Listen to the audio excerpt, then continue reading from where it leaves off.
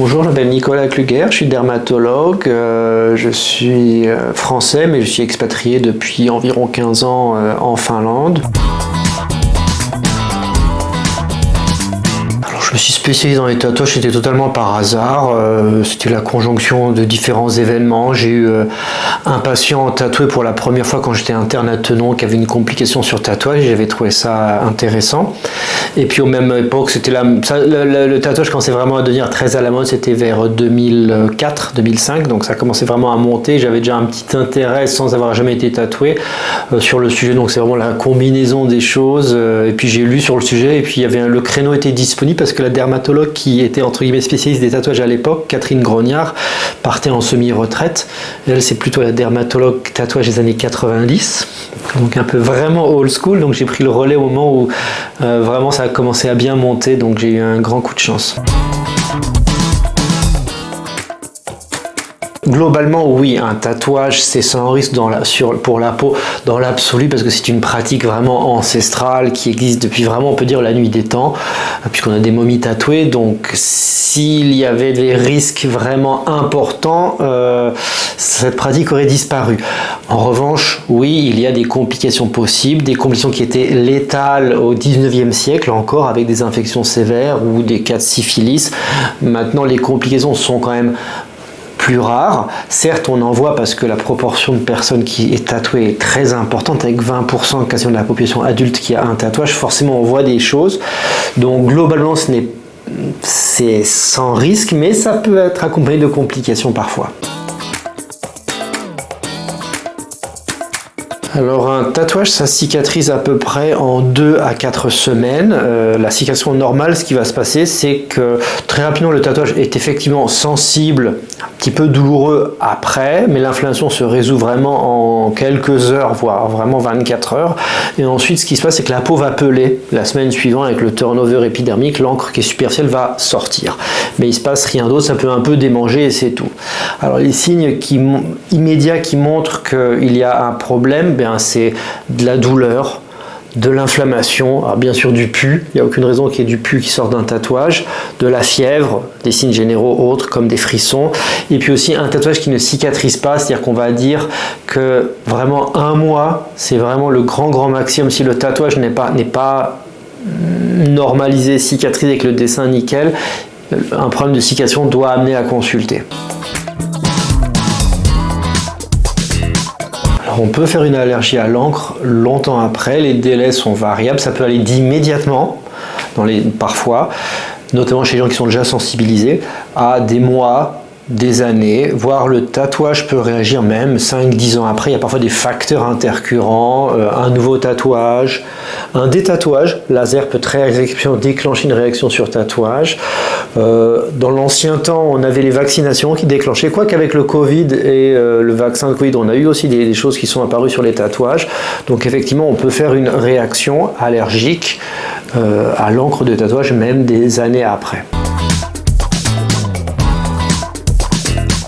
Alors, les infections après tatouage, actuellement, de nos jours, ça reste quand même assez rare. Si on se fait tatouer par un tatoueur professionnel qui exerce dans un salon dédié et qui respecte les règles d'hygiène et d'asepsie telles qu'elles sont édictées par la loi en France. Et si on respecte aussi les soins après, puisque le tatoué a aussi sa part de choses à faire les semaines qui suivent. Les infections bactériennes peuvent parfois arriver, ça peut être des petites folliculites, par exemple notamment des follicules de rasage, c'est un grand classique, c'est le tatoueur qui a rasé une folliculite juste avant le tatouage et ça dissémine après, enfin ça devient visible après la séance.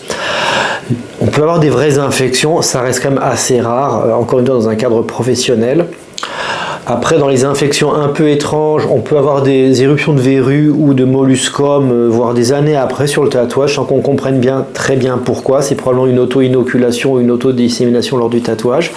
Et puis, on a encore malheureusement des tatoueurs qui utilisent de l'eau non stérile, comme de l'eau distillée ou de l'eau du robinet pour faire leur couleur, notamment du gris à partir de couleur noire. Et là, il y a un risque d'infection par des mycobactéries atypiques. C'est très particulier, c'est des éruptions qui se viennent dans les semaines un mois qui suit, uniquement sur les ombrages, donc c'est-à-dire les tracés qui sont un peu gris, et ça fait des petites papules et des petites pustules violines des squames assez caractéristiques. Donc en proportion, non, mais ça peut se voir, mais ce n'est pas la complication principale. Mes conseils, en fait, ne sont pas les miens, ce sont ceux des tatoueurs en fait qui ont déjà chacun leur propre expérience depuis des années. Et je recommande toujours que le client suive les recommandations du tatoueur qui a son expérience à lui. Mais on a des règles assez générales. Globalement, on ne doit pas s'exposer au soleil, on ne doit pas s'exposer à l'eau de mer, l'eau chlorée après le tatouage. On doit éviter le sport, plus à cause des frottements et puis aussi à cause de l'hygiène en fait qui va peut-être être moins bonne en conditions sportives. Après, pour la cicatrisation, maintenant il y a 3 écoles actuellement et aucune ne fait de différence. On n'a pas démontré qu'une école était meilleure que l'autre. Il y a le classique, c'est après le tatoueur va mettre une espèce de film alimentaire, le Cellofray. Et le Cellofray va rester la nuit ou quelques jours, on le retire et ensuite on applique une pommade cicatrisante, entre guillemets cicatrisante du marché type Dexpanthenol par exemple ou autre, jusqu'à cicatrisation. Ça c'est vraiment le plus classique. À l'opposé, on en a qui sont plus en mode nature, qui disent qu'il faut rien mettre, ce qu'on appelle la cicatrisation sèche. Là, il faut rien mettre et juste mettre de l'eau.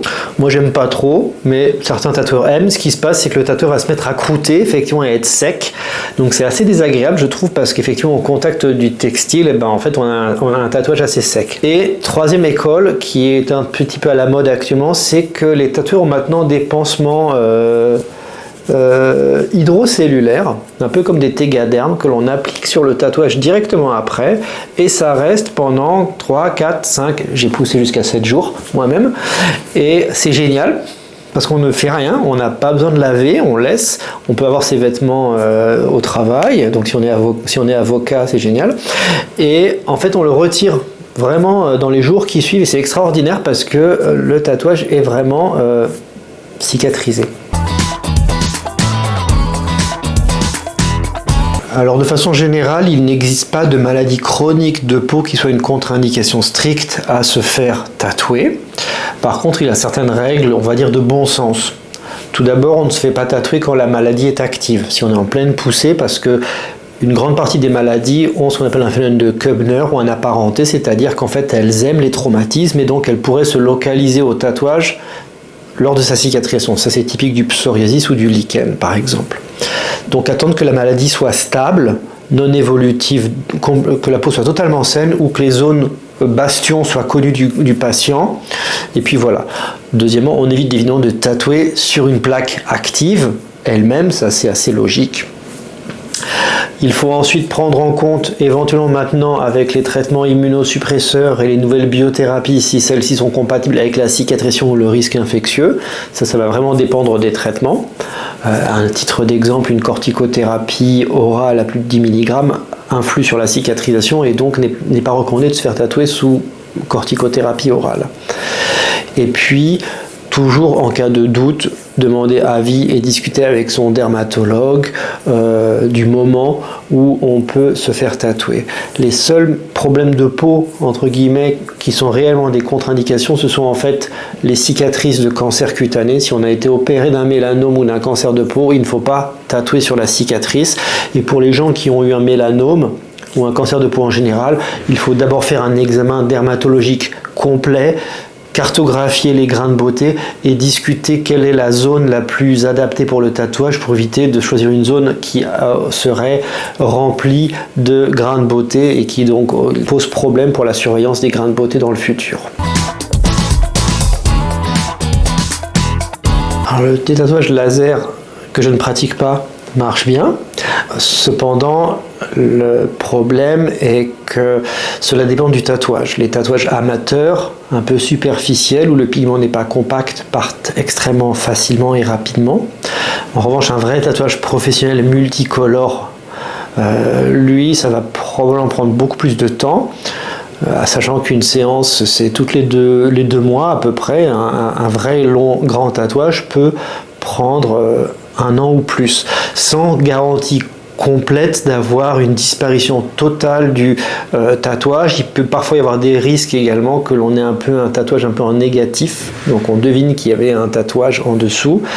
C'est douloureux. C'est possiblement plus douloureux que le tatouage, tout simplement parce que se faire tatouer, on accepte la douleur, mais se faire détatouer, on l'accepte probablement moins, donc c'est moins supporté. Mais les médecins laséristes ont des protocoles de prévention et des traitements antalgiques à proposer. Et aussi l'inconvénient, c'est aussi le tarif. Donc plus on est tatoué, plus on se détatoue, plus ça coûte cher. Concernant les tatouages, on peut consulter un dermatologue dans 2 situations. Vous avez une complication sur votre tatouage, qu'elle soit aiguë ou chronique, donc un tatouage qui ne cicatrise pas, une éruption cutanée, une couleur qui a changé, qui gonfle, qui démange énormément, probablement une allergie. Des boutons sur les tatouages noirs, là aussi, peuvent indiquer certaines maladies. Donc là, il faut consulter. Évidemment, si vous avez des grains de beauté et que vous avez noté qu'un grain de beauté était différent ou vous n'êtes pas certain de la présence de grains de beauté sur les tatouages, vous pouvez également profiter de la consultation pour l'examen dermatologique, de regarder l'état des grains de beauté sur le tatouage. Ça, c'est la première consultation. La deuxième, et c'est celle que je donne aussi à Bichat, que ce soit en téléconsultation ou en présentiel, c'est les avis pour des patients qui ont des maladies dermatologiques ou extra-dermatologiques particulières ou des traitements particuliers et qui veulent discuter la possibilité de se faire tatouer ou également de se faire tatouer sur une cicatrice par exemple. Donc là, le dermatologue peut donner son avis sur le sujet. En conclusion, actuellement, le tatouage est de plus en plus régulé. Il y a une régulation de l'activité professionnelle en France, l'activité du tatoueur. Il y a des lois maintenant européennes sur la composition des encres des tatouages. C'est des encres de tatouage. Elle n'est pas parfaite, mais c'est mieux que rien et ça a clairement amélioré les choses malgré tout comparé à il y a 40 ans. Mais enfin, il faut quand même se rappeler qu'un tatouage, c'est du permanent sur du temporaire et que le principal risque reste quand même un tatouage que l'on regrette. Donc éviter les tatouages impulsifs, bien choisir son tatoueur, bien réfléchir jusqu'au bout où vous souhaitez le dessin, comment vous le souhaitez, parce qu'une fois qu'il a été tatoué, c'est très désagréable de voir des consultations de détatouage quasiment le mois qui suit parce que l'on regrette un tatouage moche.